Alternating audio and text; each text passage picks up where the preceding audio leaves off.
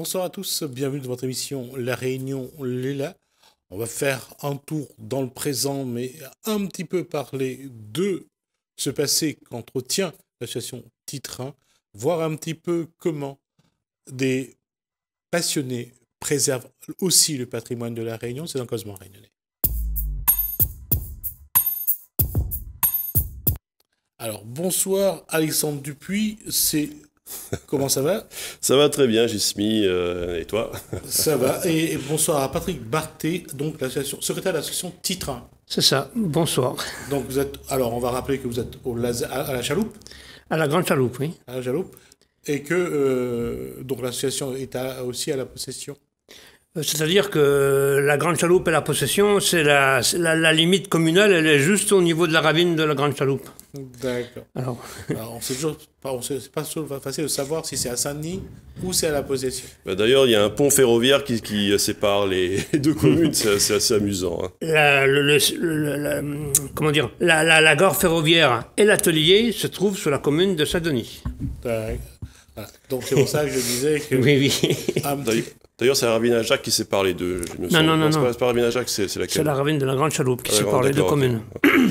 Un peu comme Voltaire qui avait construit sa maison sur la frontière suisse et française, voilà, pour éviter les problèmes avec la maréchaussée française. C'est ça. Comme quoi, les bonnes idées sont reprises. Alors, on parle de petits trains, d'association de petits trains. Alors, aujourd'hui, on retourne à la Grande Chaloupe. La Grande Chaloupe, c'est une association et c'est aussi un sanctuaire. C'est à la fois l'ancienne gare ferroviaire avec le matériel roulant, des ponts ferroviaires, mais aussi le lazaret, le chemin des Anglais. C'est quelque chose de très complet, en fait. J'allais dire qu'aujourd'hui, c'est la seule gare de train qui reste à La Réunion. Il reste encore la gare de Saint-Pierre qui a été entièrement rénovée et qui est magnifique. Hein. Il y a un petit train. Justement, ils ont fait venir un autorail qui était dans la Grande Chaloupe. Ils l'ont fait venir à Saint-Pierre. Ils ont posé des rails pour l'occasion et ils ont recréé l'ambiance ferroviaire. Et bon, c'est un restaurant, hein, mais ils ont retrouvé les peintures de l'époque, les peintures grises. Ils ont retrouvé aussi l'écriteau Saint-Pierre et ils n'ont pas rajouté. C'est d'origine là le Saint-Pierre là sur la façade là, de la gare de Saint-Pierre. Mais c'est vraiment remarquable ce qu'ils ont fait passer. C'est monsieur Dijoux qui l'a fait avec voilà, c'est... Et aujourd'hui, cette association, elle est née quand, sur Titrin? Cette association, elle est née en 1986. Donc c'est monsieur Chotard qui en est le président. Et donc le but... Donc l'association, si vous voulez, elle se divise en 3 parties. Il y a une partie qui s'occupe du matériel roulant, donc M. Chotard qui, lui, a les mains dans le cambouis, si on peut dire comme ça. Et il y a une partie historique où c'est la recherche du passé, c'est la recherche du tracé du chemin de fer. Et il y a la partie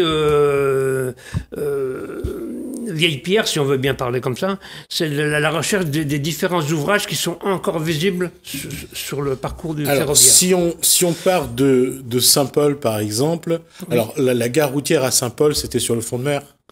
La gare ferroviaire. Ah, ferroviaire, pardon, j'ai la routière.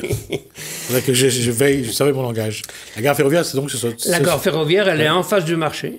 Là, sur le front de mer. Oui, sur le front de mer. Et il restait encore quelques vestiges, je disais...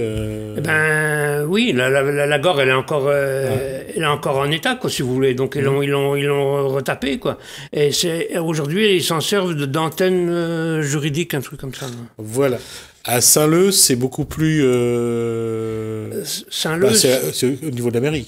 Saint-Leu, c'est un peu plus compliqué parce que c'est sur le bord de mer aussi, ouais. Mais là où ils font le marché, et c'est le bureau de poste qui est aujourd'hui qui a pris la place de la gare, quoi. Le bâtiment est resté, mais c'est pas sa gare d'origine. Sa gare d'origine, elle est un peu plus loin, dans une école, donc elle a été cassée, l'école a été construite à la place. D'accord. Alors, Saint-Gilles, c'est à côté de la gendarmerie, en fait, l'ancienne gare. Et ce qui est intéressant, c'est qu'il y a... Comment il s'appelle déjà? Il y a comment il s'appelle le jeune là qui avait retracé le tracé du chemin de fer là, oui. Gare par gare, pont par pont. D'ailleurs, il avait un site, c'était au plus près du chemin de fer. Ouais. C'est Payette, comment il s'appelle déjà? Bon, son nom va me revenir. La question, bon... Ludovic Payette, oui, c'est ça. On s'était arrêté à Saint-Leu, donc Saint-Louis... Saint-Louis, la gare, elle est toujours présente aussi, donc elle est retapée aussi, donc ils s'en servent en centre culturel, quoi. Et Saint-Pierre, apparemment, c'est aussi le front... Là, c'est le front de mer, vraiment. Ouais, c'est vraiment le front de mer à Saint-Pierre, c'est juste à côté du port, quoi, donc, du petit port de plaisance, là. Le train s'arrêtait à Saint-Pierre, je crois. Oui, il s'arrêtait à Saint-Pierre. C'était 126 km. Ouais. Il y avait 26 gares et 13 haltes. C'est ça, je crois, non? Non, 13 gares ou 26 haltes, Patrick. En tout. Exactement, il faut compter 16 gares, 23 haltes, 34 ponceaux, 80 ponts, 5 viaducs, 2 passages supérieurs et 6 tunnels. Combien vous avez déjà retrouvé? Pratiquement l'ensemble. Il n'y a que des petits ponceaux qui ont été supprimés, puis on voit aujourd'hui une buse en fibrociment. Mais il y a des tunnels magnifiques qui ont été détruits, par exemple, dans l'Est. Là, je crois que c'était... c'était sur quelle ravine, ça, déjà? Où il y avait un pont métallique qu'on voit sur les photos qui était magnifique, là. Le pont de la rivière du Mars. C'est vraiment... un pont qu'on voit bien, c'est le pont qui est à l'entrée de Saint-Leu, là. Oui, ça, c'est la grande ravine. C'est le viaduc, c'est le viaduc de la ravine des Colimaçons. Colimaçons, oui, voilà. C'est au niveau de la route, là. Ouais. Voilà. Il y en a un qu'on voit beaucoup moins, c'est celui qui parle, c'est la petite ravine. Et quand on passe dessus, on le voit pas, mais il faut se décaler sur le côté, il faut prendre un chemin de traverse c'est comme un aqueduc romain, c'est fantastique. Pour les gens de l'Est, le pont qui sépare quartier français de Cambuston, juste à côté, il reste encore c'est la rivière Saint-Jean. Voilà, la rivière Saint-Jean. Voilà. Il reste le bout de rails et sur lequel, la structure sur laquelle reposaient les rails pour que le train pouvait pas enjamber la rivière. Oui. Ouais. Il reste les 2 culées, dont une qui est sous une végétation dense. Oui, tout à fait. Un peu plus actuellement. Oui. Il y a beaucoup plu, il y a eu beaucoup d'eau et la rivière a amené beaucoup de choses. D'ailleurs, le départ du petit train, c'est à Saint-Benoît. La gare, elle est un petit peu défoncée, quoi. Mais bon, les fondations sont toujours là, les murs sont toujours là. On va juste dire que c'est pas loin du marché. Alors la gare de Saint-Benoît, c'est à côté de la piscine. Il y a la piscine de Saint-Benoît. C'est un bord de mer. Oui, ça c'est au bord de la mer. Ouais. Alors je crois que c'est la rive de. Aujourd'hui, il y a un rond-point là. Ouais. Là, il y avait le fameux restaurant de l'époque qui faisait où le François Mitterrand a déjeuné quand il est venu à La Réunion, et j'ai oublié le nom de ce restaurant, et le rond-point est juste à côté. Oui, mais normalement. Ouais. Je crois que ça doit être sur la rive droite là, de Saint-Benoît, il me semble. Je me souviens plus. Et ça traverse également une autre rivière qui est la rivière des Marsons. Ouais. Oui. Et le chemin de fer traversait à l'époque, c'était pas la ligne principale, c'était une ligne secondaire qui alimentait l'usine de Beaufort. Oui, effectivement. Voilà. Parce qu'on avait commencé à amener la canne à l'usine aussi en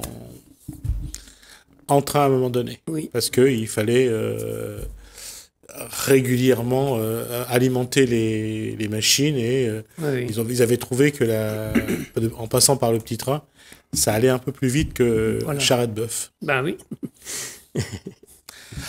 Aujourd'hui, il y a un très gros travail qui a été fait, en tout cas par l'association. Cet élément du patrimoine de La Réunion aujourd'hui est connu de tous. Est-ce qu'il y a une démarche qui est menée actuellement, et qu'est-ce que vous avez envie de faire? La démarche actuelle, c'est de mettre au goût du jour cette fameuse gare qui était un petit peu délaissée, et puis tout ce matériel roulant qu'il faut remettre en état, quoi.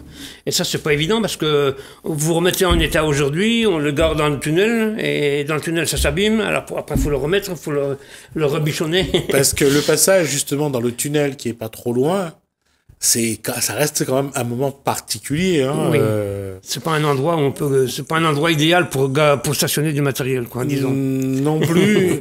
Et même pour passer dedans, des fois, je crois que j'ai eu le le plaisir de rentrer là-dedans et je me suis dit,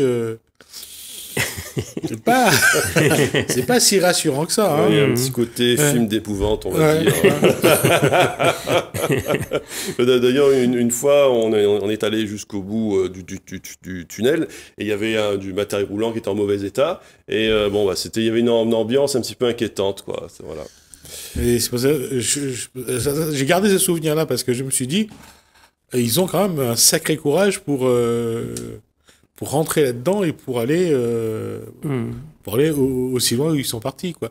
Mais ceci étant, aujourd'hui, comment faire pour que ce patrimoine soit un peu plus visible, un peu plus, je dirais, que le rayonné le voit un peu plus et le voit fonctionner. Et à la rigueur, si demain vous avez besoin de soutien, comment les rayonnais pourraient manifester leur soutien à votre association? Le problème, il est là. C'est-à-dire? Le problème, il est là, c'est que, c'est vrai qu'entretenir ce matériel-là, ça a un coût. Et effectivement, au niveau subvention, on est un peu limité, quoi, entre le conseil général, les mairies avoisinantes. C'est pas évident, disons, de réunir à peu près tous les capitaux nécessaires pour entretenir. Vous avez déjà des chiffres de ce que vous avez besoin? Non, là, ça serait plutôt le président, parce que là, c'est pas ma branche. Moi, ma branche, c'est le côté histoire. C'est le président qui saurait vous dire exactement, il faudrait comme ça, comme ça, comme ça. D'accord. Et est-ce que vous avez besoin, alors on a parlé argent, mais d'un concours, je dirais, plus manuel, avoir des gens qui viennent là pour apporter leur contribution à différents niveaux? Ça, oui. Au niveau des bras, disons, et ça serait intéressant d'avoir un petit peu du monde parce que entre le matériel roulant qu'il faut entretenir, un peu de peinture, un peu de mécanique, un peu de soudure, et puis il y a le côté espace vert où il faut nettoyer, entretenir les voies. Ça demande un petit peu d'entretien quand même, quoi. D'accord. Alors on va être très direct. Si demain on veut vous joindre, est-ce qu'il y a un numéro de téléphone auquel on peut vous appeler? Oui, mais il est sur mon téléphone. Je ne le connais pas par cœur. D'accord. Attendez, je vais vous le dire. Je vais vous le dire parce que je ne connais pas mon numéro par cœur. Parce qu'il y a une question quand même Parce que souvent les gens hésitent à venir, les gens hésitent à apporter leur contribution ou leur soutien. Donc, s'il y a quelque chose qu'on peut faire... Alors, le numéro de téléphone, c'est le 06 92 17 97 40. D'accord. Vous pouvez poser votre sac par terre, s'il vous plaît? Votre sac par terre. Merci. Donc, je disais que là, il y a une question que... Est-ce que depuis que cette association a été lancée, est-ce que le Réunionnais ou la Réunionnaise est curieux ou curieuse de voir, justement, comment fonctionnait le train avant à La Réunion? Je fais des permanences donc le dimanche matin et effectivement, vous avez raison, quand les personnes approchent, vous voyez un petit peu cette gare et puis le matériel qu'on arrive à mettre devant la gare, ça attire l'attention effectivement et ça attire les questions aussi. Donc le Réunionnais s'aperçoit que tout compte fait, il y a un passé qui est là. Il y a un passé qui n'est pas si lointain que ça. Et parce que le train s'est arrêté dans les années 70. Le train s'est arrêté en 1976 à la création de la route du littoral. Voilà. Et en fait, la route du littoral a commencé à être construite en 1963. C'est pas la route du littoral, c'est la route de la Corniche. qui, elle, était à ras de la falaise. Et il y avait des éboulis qui tombaient. Et c'était la route la plus meurtrière de France, d'ailleurs. D'accord. Et de là, il a fallu faire un service de secours entre la Possession et Saint-Denis, parce vu qu'il y avait des éboulis sur la Corniche, et la route était bloquée, donc on a remis en service, en 1963, on a remis en service le train le en secours ferroviaire. Voilà. Donc, entre la Possession et Saint-Denis. Merci pour cette leçon de l'histoire de la Réunion. Je garde ça pourquoi? Parce que moi, à l'époque, quand j'avais travaillé sur cette partie de l'histoire de la Réunion, on disait déjà la route, il disait pas la route, c'est vrai que c'était la route en Corniche en plus. Oui. Ouais. Et jusqu'à Michel Almed, c'était toujours la route en corniche. C'est ça. Et c'est devenu la route du littoral. Mais c'est vrai qu'on ne dit plus la route en corniche. Ben, maintenant, la route de la corniche, elle est pratiquement fermée, elle est piétonnière, quoi. Ouais. Et la route du littoral, elle a été fabriquée à côté. D'accord. On n'a jamais fait... Enfin, moi, personnellement, j'ai jamais fait cette différence-là. Pourtant, quand on longe la route, on voit bien oui, bien sûr. La route de la corniche, on la voit bien, elle est à côté. Tout à fait, on voit, mais j'ai pas... Et pourtant, j'ai eu l'occasion de travailler dessus pour, entre autres, savoir, puisque les pieds montés étaient venus... Oui, les pieds montés étaient venus ils étaient spécialisés dans la création des tunnels. Voilà. Parce qu'on était au niveau d'Italie, avec les Alpes, ils étaient spécialisés dans la fabrication des tunnels. D'accord. Et pour dire aussi quelque chose il faut rendre hommage à ceux qui ont aussi participé à l'évolution de la Réunion. Il y a un cimetière piémontais à la Réunion. Oui. Et à la sortie de la possession, dans l'usine, dans l'enceinte de l'usine de l'EDF. Voilà. Il y a un cimetière qui est ouvert d'ailleurs pour la journée du patrimoine. Ils ouvrent les portes pour aller au cimetière. Donc c'est bien de rendre hommage aussi à ceux qui ont participé à cette construction-là. Et ils étaient venus pour ça. Et c'est vrai que c'est quelque chose qu'on ne se rappelle pas souvent et on n'a pas une pensée pour eux. Ben, le chemin de fer, c'est quand même une œuvre colossale, hein, parce que ça réclamait 8000 ouvriers. Alors, parmi ces 8000 ouvriers, il y avait des créoles, il y avait des malgaches, il y avait des arabes, il y avait des piémontais, il y avait des africains, il y avait des égyptiens, des mauriciens, bien entendu des réunionnais aussi. La Réunion, elle a payé un fort tribut au niveau de la création de cette voie ferrée, parce qu'il y a eu beaucoup de morts. Oui. Il y a les maladies qui ont décimé un petit peu les équipes. Alors, ça fait que... Ça n'a pas été facile. C'est pas seulement ça. Je ne veux pas critiquer les gens de l'époque parce que c'est facile à moi de... Mais à l'époque, on a caché quand même pas mal de choses sur ce chantier. Il y a des choses qu'on n'a pas voulu dire, on n'a pas voulu informer. Et on a mis une chape de plomb sur ce qui s'est passé parce qu'il y a eu aussi des accidents sur ce chantier. Et c'est pas vraiment quelque chose de simple. C'est pour ça que je parlais des pieds montés. Parce que aussi on payait. Ah bah oui, parce qu'il y avait pas au niveau pour tirer les mines pour casser la roche dans les tunnels, on n'avait pas encore la maîtrise de la mèche. Oui, pas seulement la maîtrise de la mèche et de la communication non plus, parce que parfois quand on allumait la mèche, tout le monde n'était pas à l'abri. Oui, exact. Donc c'est pour ça que je disais qu'une pensée pour tous ceux qui ont bâti cette partie de la Réunion.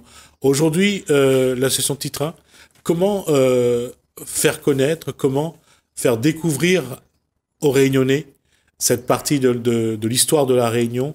Est-ce que le Titrin, parce que qu'on le veuille ou pas, ça a été quand même une belle époque avec le petit train, et aujourd'hui on voit il y a une grande forme de nostalgie parce qu'il y a quand même un certain nombre de personnes qui aimeraient revoir le train sur les rails à La Réunion.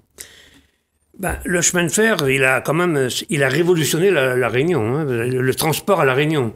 Parce qu'au départ, c'est-à-dire en 1858, il n'y avait pas de route. Le seul moyen de transport qu'il y avait, c'était des pistes à mulets, c'était tout ce qui existait. Donc il a fallu créer un chemin de fer justement pour le développement de l'île qui était en cours, quoi. Avant, il y avait les chaloupes et les débarcadères, voilà, c'était plus par la mer, quoi, pour faire passer. Oui, parce qu'il n'y avait pas de port non plus. Donc il n'y avait pas de chemin de fer, il n'y avait pas de port. Sauf que des débarcadères, il y en avait à Saint-Paul, à Saint-Pierre, à Sainte-Suzanne, à Saint-Denis, mais il n'y en avait pas partout. Ouais. Parce que faire un débarcadère à Saint-Philippe, c'est plus compliqué. À l'époque, c'était quelque chose de costaud. Ouais. J'aimerais rajouter que Patrick Barthé et Patrick Labonté, c'est quelqu'un qui habite à la Grande Chaloupe et qui est aussi impliqué que Patrick Barthé justement dans la rénovation des vieilles locomotives. Et alors Patrick Barthé fait vraiment un travail remarquable. Et d'ailleurs, on a oublié de le dire. En ce moment, il y a beaucoup de collégiens qui viennent à la Grande Chaloupe parce que ce sont avec des sorties scolaires. Enfin, c'est un peu moi à mon époque lorsqu'on allait à la Matutina. Voilà, c'est un peu la même chose, mais là c'est pour aller voir le matériel roulant, la gare, et c'est quelque chose de très pédagogique. Justement, Gismi, tu te demandais comment le Réunionnais peut se réapproprier son histoire. Déjà avec la jeunesse, avec Patrick Barthé qui est capable de redonner, de leur passer sa passion, la flamme, et pourquoi pas dans le futur former des jeunes, parce que ça serait intéressant de former des jeunes pour rénover le matériel roulant, et pourquoi pas plus tard créer un train touristique, parce que ça se fait partout, les trains touristiques. Hein. Il y a déjà eu des trains touristiques avec l'autorail qui passait dans le tunnel de la possession. C'était dans les années 90, c'était l'association Titrin qui avait fait ce travail remarquable, mais il y a une machine qu'on n'a jamais réussi à faire rerouler, c'est la Schneider Krauso, c'est-à-dire la machine à vapeur. Et ça, justement, on a été visité par des gens de métropole. Alors, c'est monsieur Vincent Pillot, justement, qui fait partie d'une association aussi, dont la locomotive s'appelle la Suzanne. Donc, lui, c'est aussi une machine proche de la Schneider Krauso. Hein. Alors, eux, ils ont réussi à la rénover, et maintenant, elle roule. Et puis, ils n'ont pas fait que rénover la machine, mais ils ont créé tout un univers ferroviaire avec des gares, des haltes sur un tronçon qui est sur quelques kilomètres. Et justement, ça a un succès fou, et ça serait intéressant de refaire quelque chose dans ce style-là. Mais en attendant, là, on est en train de faire rerouler le matériel roulant, et justement, pour répondre à ta question, comment le Réunionnais peut se réapproprier son histoire, justement, déjà, si on arrive à tous les dimanches à faire rerouler les autorails, et je pense que les gens pourraient venir. D'ailleurs, une fois, il y a un père de famille avec sa femme et son enfant qui sont venus me demander quand est-ce qu'on pourrait venir. On aimerait faire un petit tour justement dans l'autorail. Donc, comme ça roulait pas, on savait pas quoi répondre. On lui a dit qu'il va falloir attendre un peu, mais maintenant, ça y est, on commence à faire rerouler la drésine. D'ailleurs, on le voit dans mon reportage. Et voilà, je pense que la Grande Chaloupe est en train de redevenir attractive comme avant. Et comme à côté, il y a le Lazaret, j'allais dire, on a tout un pan de Saint-Denis de la Possession, vraiment réservé à cette histoire de la Réunion, à ce patrimoine. Et c'est dommage que on ne communique pas plus que ça, parce qu'il y a des gens ceux qui connaissent viennent, hein, y a pas de problème. Mais il y a ceux qui connaissent pas, malheureusement, ils sont encore loin de venir faire un tour, quoi. Oui, c'est vrai. Donc, le Lazaret, c'est un complément par rapport au chemin de fer, quoi. Hein. Et bon, il n'y a pas que le Lazaret, il y a aussi le chemin des Anglais, ça attire pas mal de monde. Oui, hein. mais il y a aussi le cimetière. Il y a la visite du... Oui, il y a le cimetière aussi. Il y a le cimetière qui n'est pas très connu. Hein. Non. Seuls, j'allais dire, les gens qui sont habitués à venir sur ce site savent que les gens qui mouraient dans ce Lazaret étaient enterrés pas trop loin. Oui. Et puis il y a aussi la forêt sèche qui fait partie du patrimoine aussi. Donc tout ça, ça amène effectivement du monde. Et le dimanche matin, quand je fais mes permanences, effectivement, il y a quand même pas mal de passages. Il y a donc il y a les gens qui passent. Bon, c'est le passant qui passe. Ouais. Mais il y en a d'autres qui s'arrêtent et puis qui posent 1000 questions. Et puis, pour ceux qui ont déjà été au Lazaret, il y a ces tableaux où on voit le débarcadère de Saint-Denis, où on voit le bateau au loin, on voit les barques qui emmènent ceux qui arrivent pour aller justement au Lazaret. Il y a vraiment des morceaux d'histoire là-dedans que vraiment il faut connaître, parce que c'est notre histoire et c'est quelque chose que nous devons d'abord connaître, nous approprier et ensuite transmettre à nos enfants, aux générations qui viennent, parce que je pense que savoir où sont nos racines, c'est important. C'est vrai qu'au niveau des écoles, le corps enseignant s'intéresse vraiment au chemin de fer, parce que donc ils font pas mal de visites, j'en ai déjà pas mal programmé.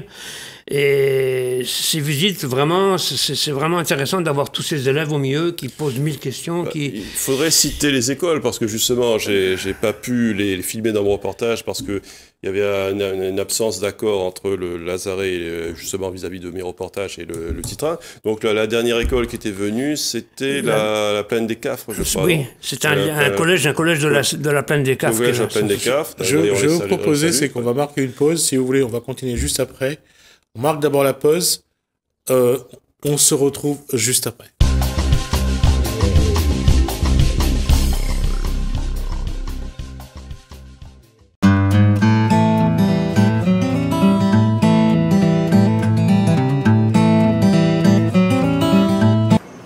Quoi amène à vouloir devenir huissière de vie?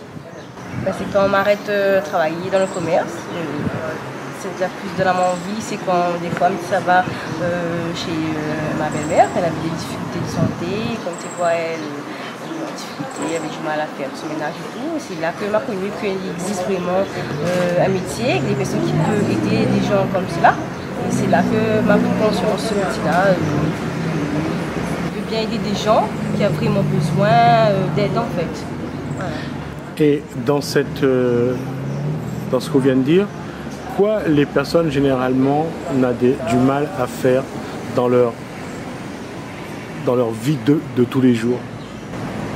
Pour moi, c'est plus faire le ménage, faire à manger. C'est des gens que, par exemple, comme les vieilles personnes, ils ont fait d'autonomie.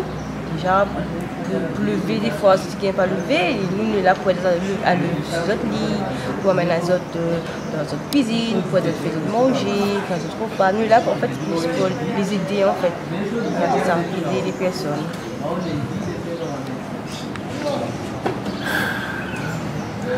Alors, au travail dans ce cas-là, est-ce qu'on a l'impression que c'est un travail vraiment, ou c'est finalement où vous faites des gestes que vous faites tous les jours? Ou pour la famille? C'est vrai, il me fait des gestes que je fais tous les jours. Je me fais des gestes tous les jours que je fais chez moi. Mais après, chacun a sa façon d'être chez les autres, mais pas pareil. C'est pas pareil que chez moi en fait. Et après, pour moi, c'est un travail, oui. Mais je me réveille le matin, ça va faire un travail que il est bien, il donne vraiment envie d'aller parce qu'il connaît la journée, mais ça va pour être vraiment un monde courant. Pour des autres quotidiens, ça me fait un truc de. Comment dire ça? Un truc qui a l'importance pour les gens. Oui, mais je comprends. Mais est-ce que, à Outavi, autour de vous, les gens sont conscients que y a des personnes âgées, elle est vraiment isolée? Elle n'est pas vraiment consciente. Pas du tout consciente. Parce que dans le chemin, comme des fois, pour voir des personnes en difficulté, même handicapées, on a du mal à passer, isolées tout seul, la personne va nier des autres, comprend. Et ça, c'est vraiment dommage. On n'est pas conscient vraiment. On essaye de sensibiliser un petit peu, de mobiliser un petit peu autour de vous, des gens que vous connaissez, des autres comme ça, aller voir d'autres grands mondes, aller causer d'autres. Oui, parce que c'est très important, hein, parce que si ce n'était pas autres, nous ne sommes pas là. C'est les autres qui ont fait grandir à nous, c'est tout ce que nous connaissons, c'est des vieux personnes qui sont là pour nous, c'est notre maman, notre grand-père, notre grand-mère, et si nous avons fait que manger, nous n'avons pas gagné ça tout seul, c'est pas là pour nous fait que manger, c'est pas là pour la couche comme il dit quand tu es petit, mais là maintenant c'est notre tour des autres, parce que nous avons besoin. Et ce message-là, il est facile à faire passer ou pas? Très difficile à faire passer. Pour moi, personnellement, c'est très difficile parce que quand ça va chez des gens, après, comme aujourd'hui, on n'a pas su prospecter dans le chemin, dépose prospectus, mais il y a des gens qui ne connaissent pas vraiment que il y a des gens esprit pour aider les autres. Et quoi à votre avis, il faudrait faire pour que les gens soient un peu plus au courant, que vous allez là, vous allez prêt à aider les autres? Plus de pub peut-être. C'est passé à la télé, en ce moment c'est télé, internet. Donc je pense qu'il faudra faire plus de pub à la télé pour montrer qu'il existe ce métier-là. Parce qu'il est très important, il faut aider les plus vieux, les personnes âgées, il est très important. Je pense qu'il faut faire plus de pub, passer à la radio et aussi à la télé, plus à la télé, internet, Facebook. En ce moment c'est que ça, internet et le réseau en fait. Hein. Voilà.